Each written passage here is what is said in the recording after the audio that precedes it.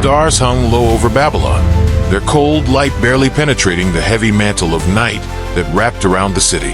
In the shadowy corners of the grand palace, memories lingered like ghosts, unseen but ever present.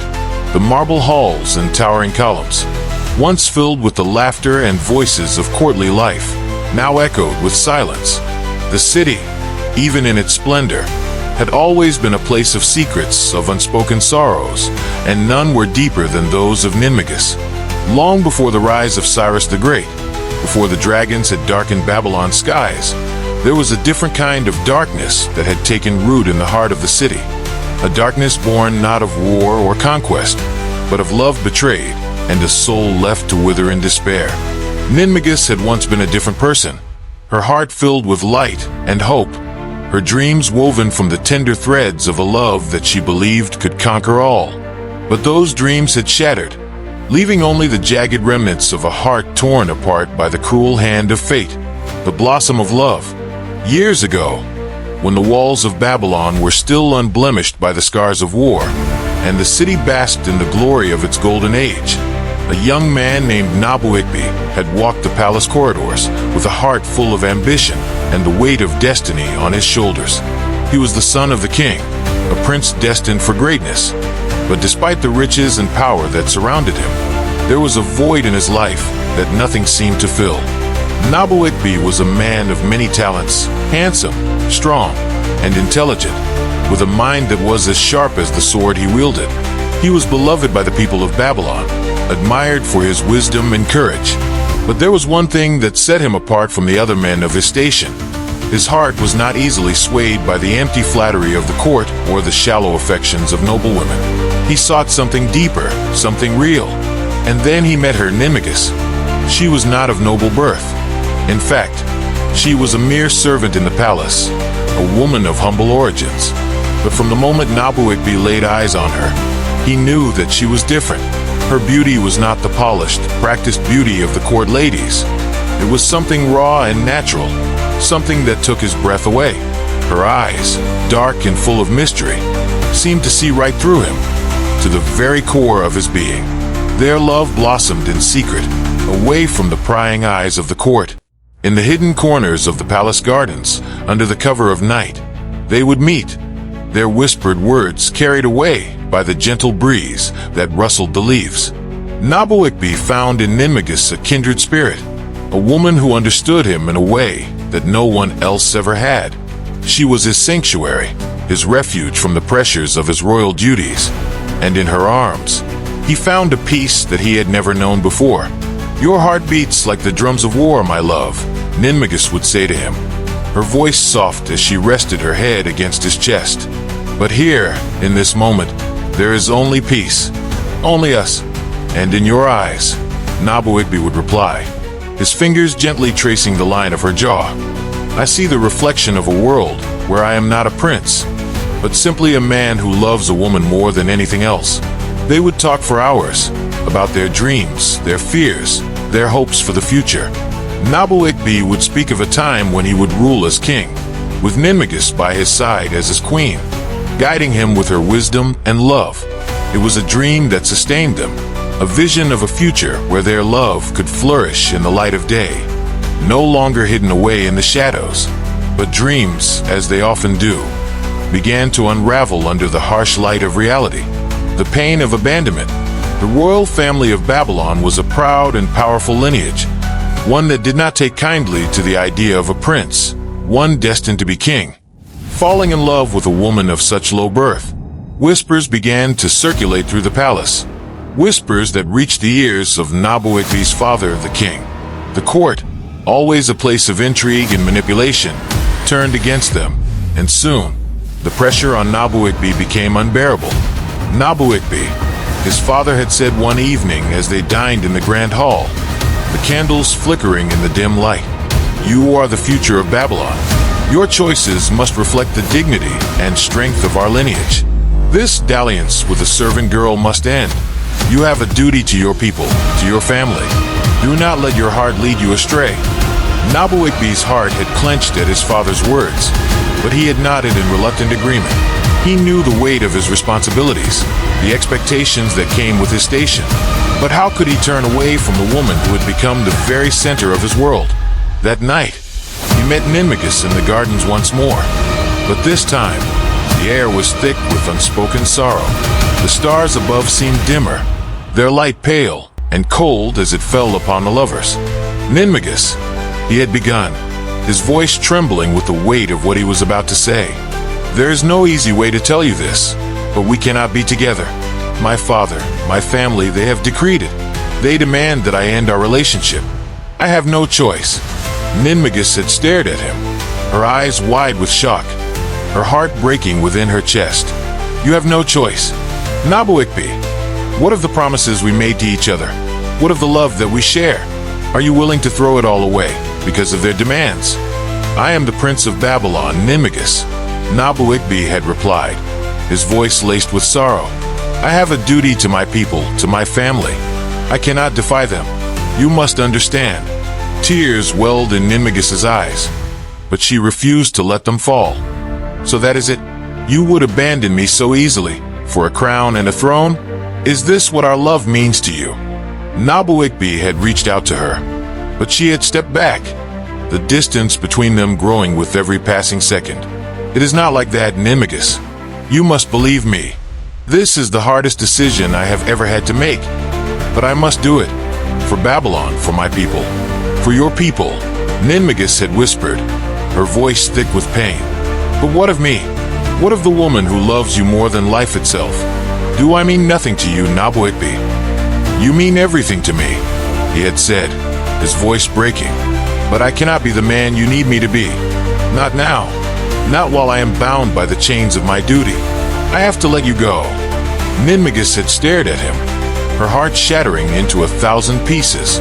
She had wanted to scream, to cry, to beg him to stay. But she knew it was futile. The man she loved was already lost to her, claimed by the throne, by the expectations that had been placed upon him since birth. With a final, heart-wrenching look, Ninmagus had turned and walked away, leaving Nabu Iqbi standing alone in the garden, the silence of the night pressing down on him like a suffocating weight. Descent into darkness. Ninmagus had wandered through the streets of Babylon, her mind a whirlpool of despair and anger. The city, once so vibrant and full of life, now seemed cold and alien to her, a place where she no longer belonged. The people moved around her like shadows, their laughter and conversations muted, distant echoes in her mind. She had loved Nabu Iqbi with all her heart, had given herself to him completely, only to be cast aside when the weight of his responsibilities became too much. Her love had been pure, unwavering, but in the end, it had not been enough to overcome the demands of a throne, of a crown that had crushed their dreams beneath its weight. Ninmagus had felt lost, adrift in a sea of pain that threatened to drown her. She had no one to turn to, no one to comfort her in her time of need. The palace, the place where she had once found happiness and love, was now a place of torment, a reminder of all that she had lost. As she wandered the streets, her feet carrying her aimlessly through the city, she found herself standing at the edge of the Euphrates River. The water rushed past her, dark and cold, its surface reflecting the pale light of the moon. She stared into its depths, her thoughts heavy with despair. What is left for me in this world? She had whispered to the night, her voice trembling with grief.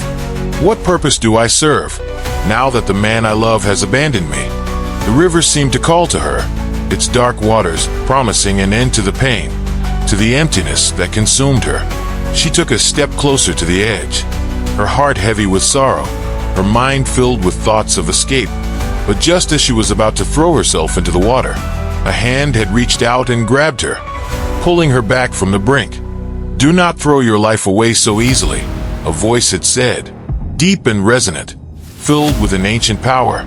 There is more to you than you realize, more that you have yet to discover. Ninmagus had turned to face the man who had saved her, a tall figure draped in dark robes, his face hidden beneath the shadow of his hood. His eyes, however, were bright and piercing, filled with a knowledge that seemed to transcend time itself. Who are you?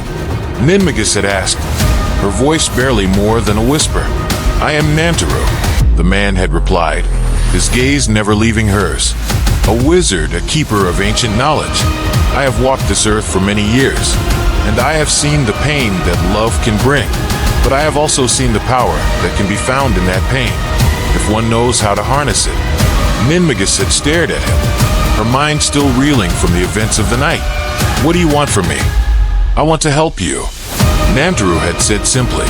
"I see in you a potential that has yet to be realized. The pain you feel now can be transformed into power, if you are willing to learn, if you are willing to embrace it."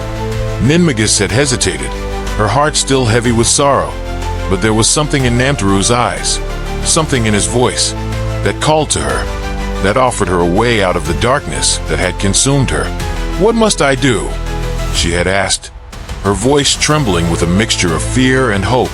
"Come with me," Nantaru had said, extending his hand to her.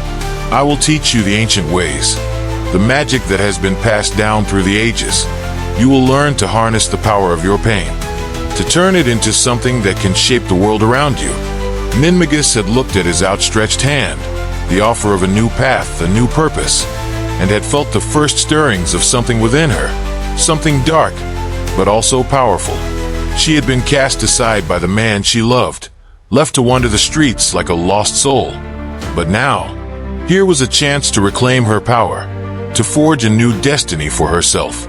Without another word, she had taken Nantaru's hand, and together, they had disappeared into the shadows of the night, leaving the city of Babylon and her old life behind. The path of vengeance. Under Nantaru's tutelage, Ninmagus had learned the ways of ancient magic, the spells and incantations that could bend the very fabric of reality to her will. She had studied for years, mastering the dark arts, honing her skills until she had become one of the most powerful sorceresses in the land. But with each spell she learned, with each new power she acquired, the pain in her heart had grown, festering like a wound that refused to heal. The love she had once felt for Nabu Iqbi had been twisted into something dark, something poisonous, until all that remained was a burning desire for revenge. She had returned to Babylon, the city that had once been her home, her sanctuary, but now it was nothing more than a target for her wrath. The years had passed, and Nabu Iqbi had ascended to the throne, ruling as king over the land. But Ninmagus cared nothing for his title, for his power. All she saw when she looked at him was the man who had betrayed her, who had abandoned her for a crown. She had waited for the right moment, had bided her time until the stars aligned and the omens were favorable. And then, one dark night, she had struck. With her magic, she had crushed the royal guards, their weapons and armor crumbling to dust before her power. She had walked through the grand halls of the palace, her presence a dark shadow that spread fear and terror in its wake. The courtiers had fled before her, their screams echoing through the corridors. But she had paid them no mind. There was only one person she sought, Nabu Iqbi. She had found him in the throne room, seated upon the golden chair that had been the source of all her suffering. He had looked up as she entered, his eyes widening in shock and disbelief. "Ninmagus," he had whispered, his voice trembling with fear. You've returned. Did you think I would stay away forever, Nabu Iqbi?" Ninmagus had replied, her voice cold and laced with bitterness. "Did you think that I would simply disappear, that the pain you caused me would vanish like smoke on the wind?" Nabu Iqbi had risen from his throne, his hands trembling as he reached out to her. "Ninmagus, please. I never meant to hurt you. I did what I had to do for Babylon, for my people." "Your people?" Ninmagus had spat, her eyes blazing with fury. "And what of me, Nabu Iqbi? What of the woman who loved you, who gave everything for you? Did I mean nothing to you? You meant everything to me," Nabu Iqbi had said, his voice thick with emotion. "But I was a prince, bound by duty, by the expectations of my family. I could not defy them, could not abandon my responsibilities. You must understand." "I understand perfectly," Ninmagus had interrupted, her voice as sharp as a blade. "You chose power over love, duty over your heart, and now you will pay the price for that choice." With a flick of her wrist, she had unleashed her magic, the dark energy swirling around her like a storm. But before she could strike, a figure had appeared before her, blocking her path.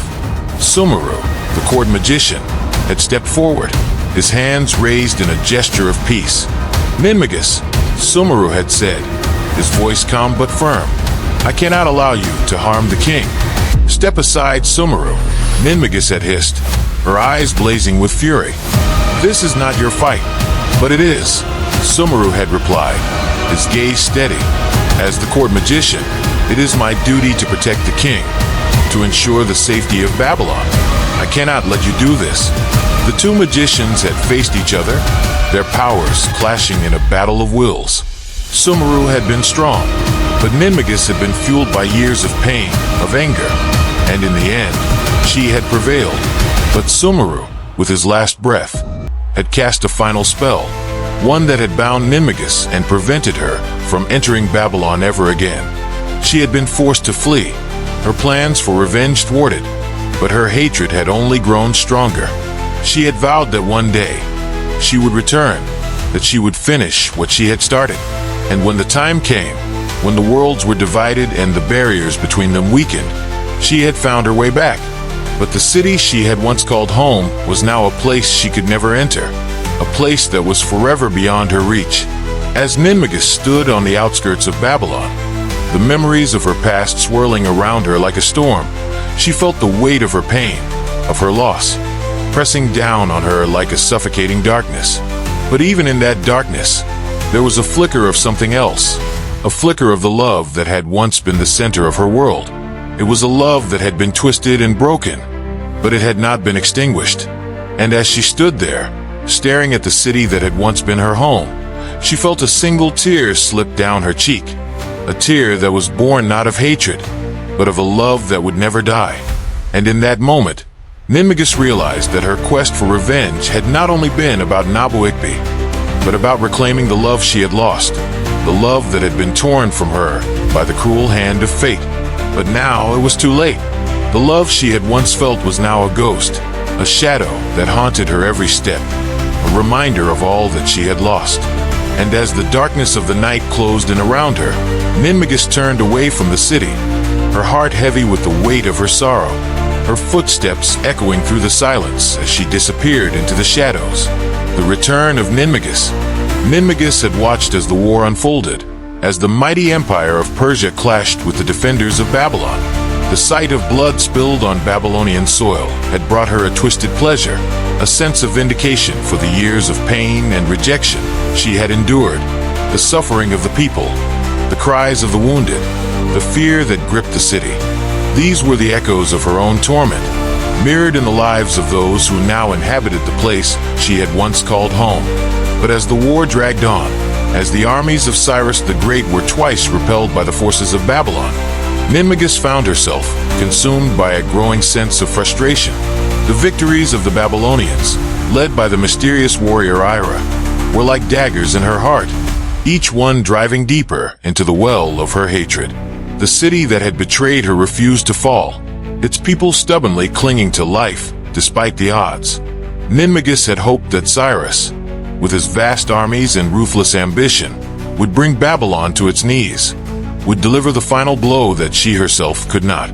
But each time, the Persians had been driven back, their forces decimated, their spirits crushed. The very thought of it filled her with a rage that burned hotter than any fire. As she stood on the barren hillside overlooking Babylon, her eyes narrowed with determination. If Cyrus could not bring Babylon to ruin, then she would ensure that he did. She would go to him herself, would convince him to continue the war, to strike again with a force that would leave no room for retreat, no chance for survival. She would see Babylon fall, even if it meant tearing down the walls herself. With a wave of her hand, the air around her shimmered and distorted, the shadows bending to her will. In an instant, she was gone from the hillside, her form dissolving into the darkness.